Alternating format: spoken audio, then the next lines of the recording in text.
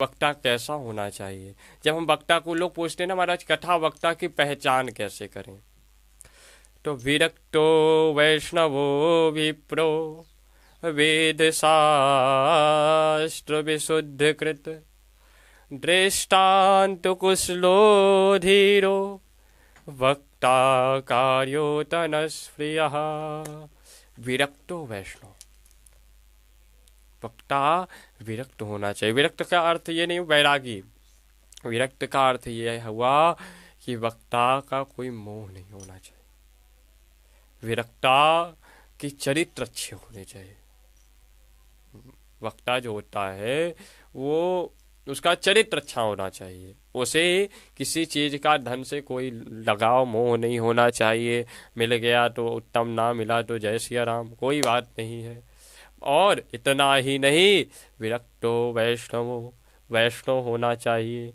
वैष्णव कैसे होना चाहिए, पहले तो विरक्त, उसका चरित्र शुद्ध होना चाहिए, उसका चरित्र पूर्ण तरह से शुद्ध होना चाहिए।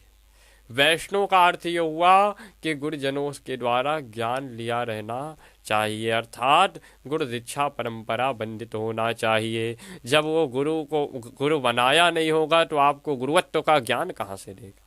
क्यों महाराज, गुरु का ज्ञान होना आवश्यक है नहीं कि मेरी माँ।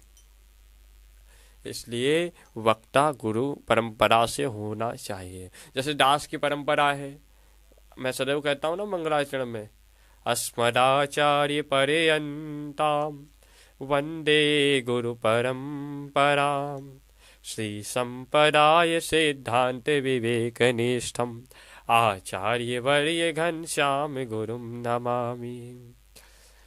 तो मैं श्री संप्रदाय से हूँ, लक्ष्मी संप्रदाय से, भगवान श्रीमन नारायण की ये संप्रदाय से दास है, रामानुज परंपरागत से दास है। तो ये संप्रदाय में होना चाहिए वक्ता, मीन्स वो वैष्णव होना चाहिए, गुरु दीक्षा परंपरा से बंधित होना चाहिए। जब वो बंधित होगा तो बंधन का ज्ञान देगा, खुद स्वतंत्र होगा तो ज्ञान क्या देगा। अच्छा, विरक्तो वैष्णवो विप्रो, विप्रो, विप्रो में थोड़ी संधि करेंगे। विप्रो, विप्र माने पुरुष, वक्ता केवल और केवल पुरुष होना चाहिए। वर्तमान गतिविधि तो कुछ अलग हो गई है, पर वक्ता केवल और केवल पुरुष को बताया गया। विप्र माने ब्राह्मण, वक्ता केवल ब्राह्मण होना चाहिए, अन्य प्रजाति नहीं होना चाहिए। जो आज अन्य प्रजातियां भी जिन्हें अधिकार नहीं है उन्हें भी कथा वाचन अध्ययन कराया जा रहा है, अध्ययन कर रहे हैं और कथा कह रहे हैं। ऐसे व्यक्ति से जो कथा सुनता है, जो ब्राह्मण के सिवा अन्य कोई वाचन करता है कथा का, देखिए कथा सुनने के लिए किसी को नहीं रोका गया। मैंने अब तक ऐसा कहीं नहीं पढ़ा जहां कथा कहने के लिए किसी भी प्रजाति को रोकी गई हो, मैंने कभी नहीं पढ़ा।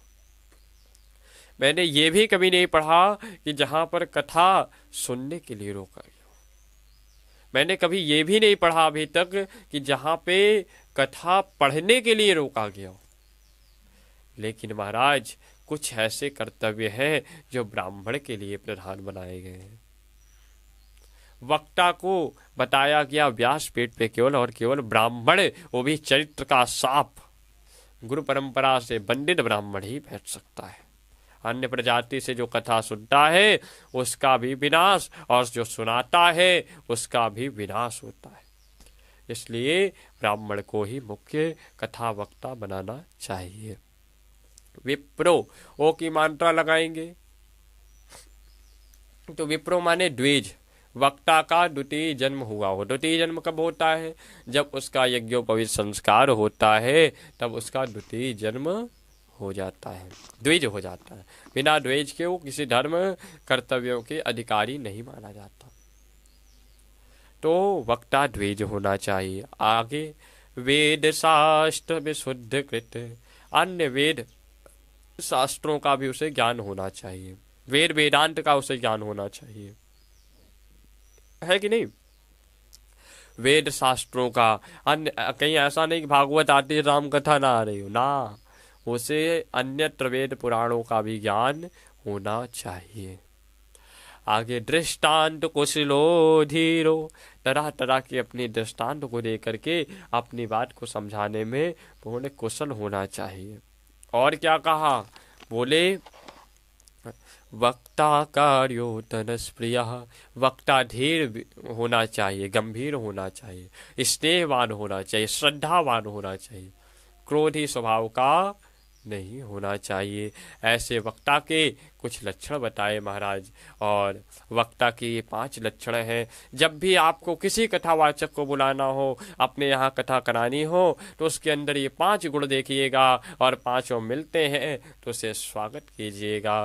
बोले व्यास जी महाराज की, बोल सुखदेव भगवान की जय।